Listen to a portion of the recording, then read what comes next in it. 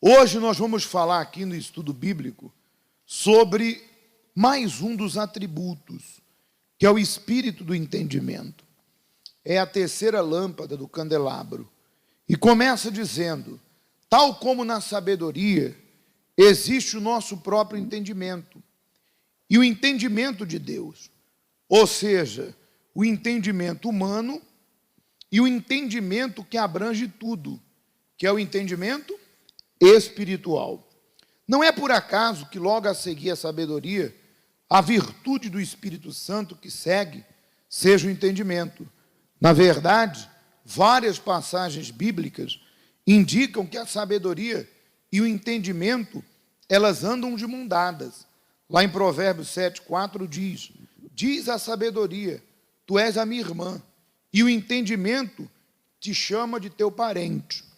O entendimento está relacionado com a capacidade de pensar e de compreender, e tem tudo a ver com a razão, excluindo por completo a emoção.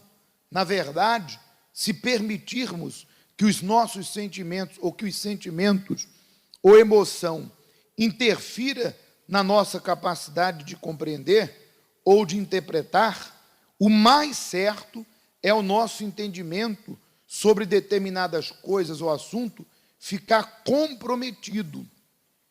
Aqui diz em Provérbio 14, o longânimo é grande em entendimento, mas o de ânimo precipitado exalta a loucura. Provérbio 14, 29. Muito bem, vamos dar uma pausa aqui. Nesse trecho aqui diz que o entendimento está relacionado com a capacidade de pensar e compreender tudo. Muito bem. Veja que o nosso entendimento hoje, você que tem o Espírito Santo, porque há uma grande diferença de quando eu e você não tínhamos o Espírito Santo e depois que nós passamos a ter o Espírito Santo. Quando o Espírito Santo, ele entra numa pessoa, porque essa o desejou mais do que todas as coisas e se preparou para isso, se limpou e desejou o Espírito Santo. A Bíblia diz lá em Romanos 12, que quando a pessoa recebe o Espírito de Deus, ela recebe a mente de Deus.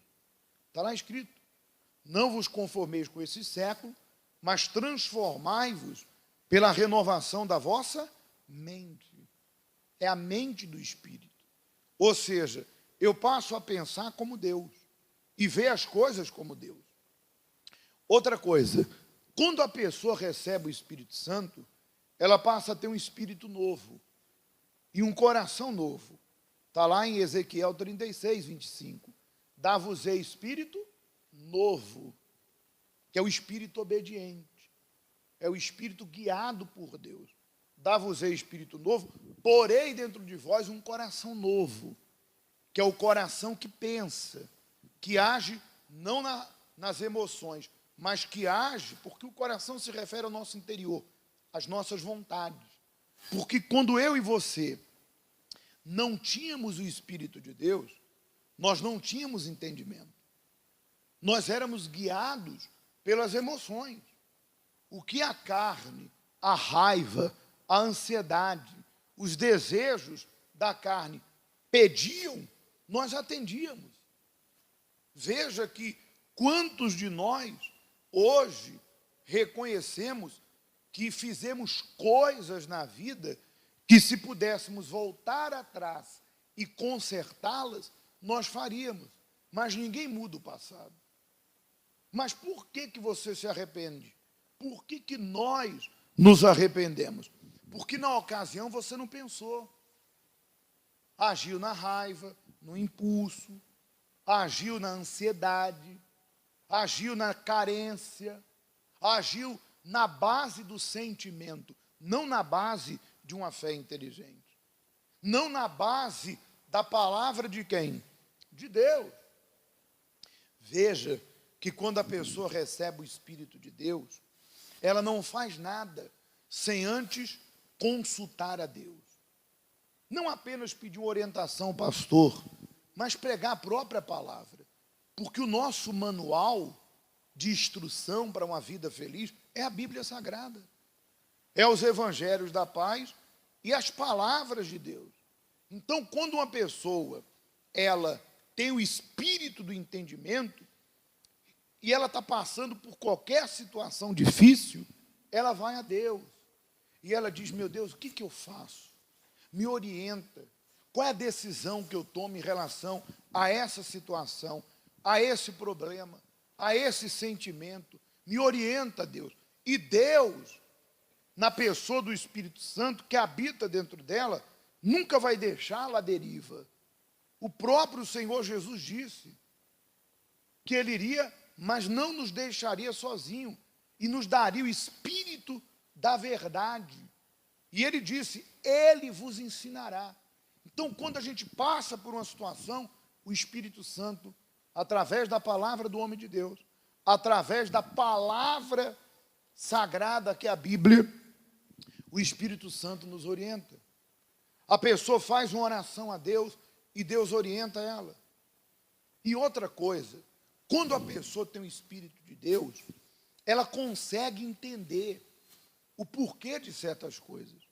E mesmo que ela não consiga compreender certas situações, ela entende o seguinte, hoje eu estou passando por um problema, por uma luta, por uma perda, por uma decepção, hoje eu não estou entendendo, mas eu vou continuar firme com Jesus e lá na frente Deus vai me mostrar por que isso saiu da minha vida, por que eu perdi isso, ou por que isso aconteceu.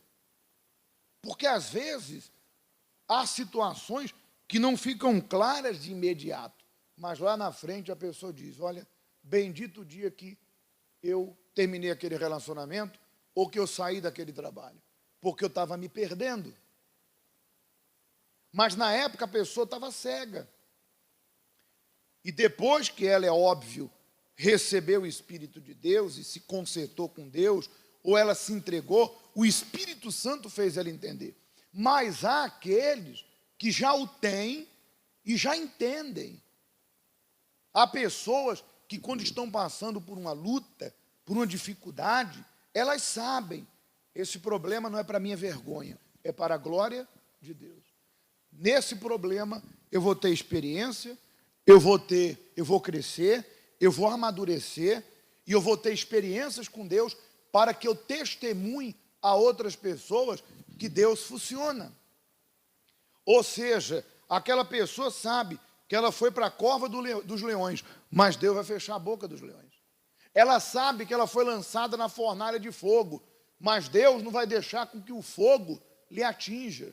Ela sabe que ela está no vale da sombra da morte, cercada por situações, mas ela sabe que Deus está com ela. Ela sabe que a tempestade está batendo forte contra o seu barco, mas ela tem um entendimento, Deus está comigo no barco, o barco não vai afundar, porque Deus não desampara. Então, para essa pessoa, dizer o que está escrito em Romanos 8, não é da boca para fora. E o que diz Romanos 8? Se Deus é por nós, quem será contra nós? E quem é que fala isso? Quem tem o espírito do entendimento. E que está vivendo uma situação difícil, mas sabe, se Deus é por mim, esse problema vai cair.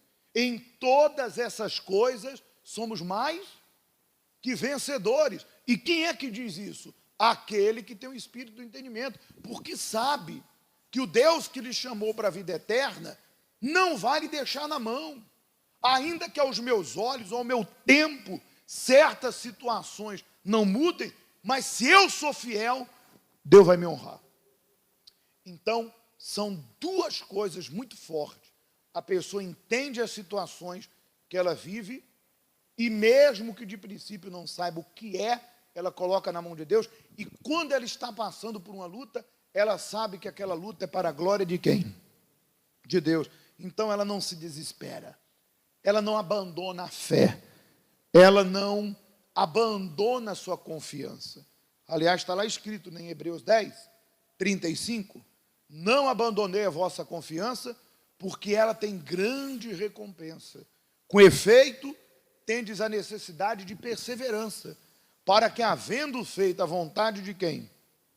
De Deus, alcanceis a promessa. Vamos continuar?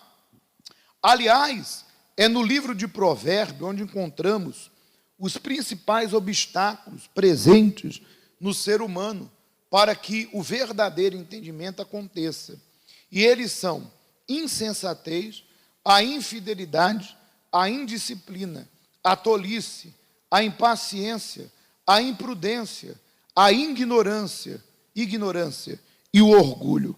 Ou seja, quando a pessoa dá mais importância ao seu entendimento, torna-se impossível haver lugar para o entendimento que provém de Deus, que é a personificação do próprio entendimento, cuja dimensão nele é imensurável. E o texto de Provérbios 8,14 diz: meu é o conselho e a verdadeira sabedoria. Eu sou o entendimento, minha é a fortaleza. Veja que coisa interessante. Há pessoas que elas são duras de coração. Como nós acabamos de ler aqui, olha, elas são insensatas, imprudentes, ignorantes e orgulhosas. E às vezes está dentro da igreja, mas rejeita os conselhos de Deus. Quantas pessoas que Deus tem falado para ela, olha, vai por aqui, larga a mentira, o vício, a prostituição, a pornografia, a mágoa, perdoa, seja fiel. Ah, eu não consigo, mas é mais forte do que eu, e segue errando. E às vezes, essas pessoas nos procuram para tirar a satisfação do seguinte: poxa, pastor, estou tanto tempo na igreja e minha vida não muda. Mas se elas pelo menos usassem um pouco da cabeça, nem precisa ter o entendimento do Espírito Santo. Se pelo menos elas usassem um pouco da cabeça para pensar, elas saberiam que a vida que elas estão vivendo é resultado do que elas estão dando para Deus. O que elas estão dando para Deus? Arrogância, ignorância, dureza de coração, não se entrega, não obedece. E algumas são até teimosas. Eu até contei o caso de uma senhora, ninguém sabe quem é, não tem nome, a gente usa como exemplo, que ela esfriou no relacionamento com o marido e estava enfrentando lutas no seu casamento. E nisso, o próprio mal, no trabalho dela, criou uma situação e fez com que ela começasse a sentir atração por um colega de trabalho.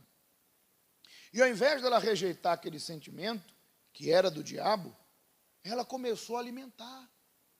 Porque o mal é assim, ele lança um sentimento.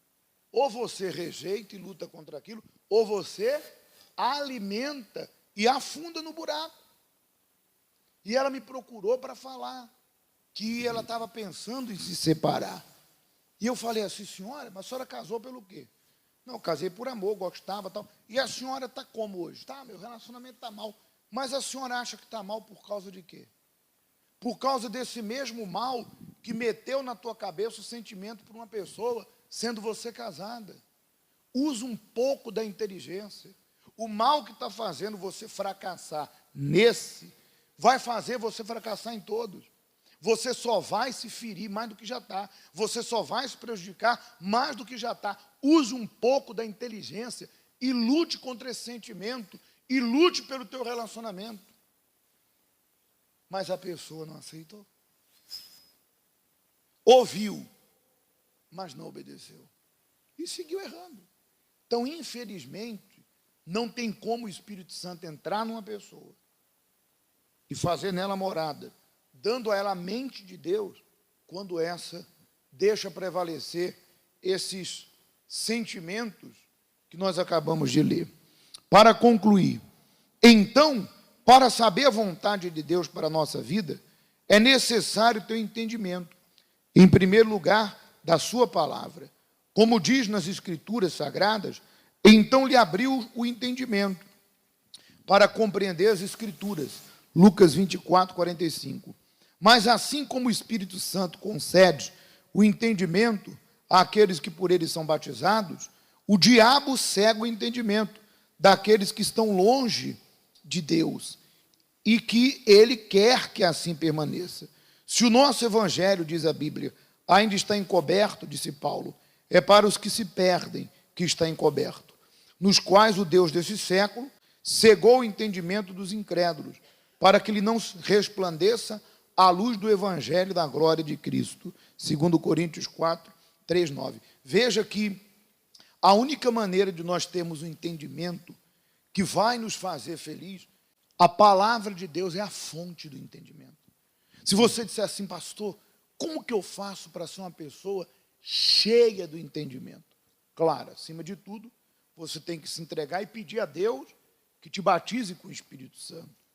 E, é claro, nesse processo, você tem que mergulhar nas Escrituras Sagradas, começando pelos Evangelhos da Paz, Mateus, Marcos, Lucas e João, e depois os Salmos, os livros que você, conforme vai amadurecendo espiritualmente, vai compreendendo. E é óbvio, é claro, o próprio Espírito Santo vai te orientando.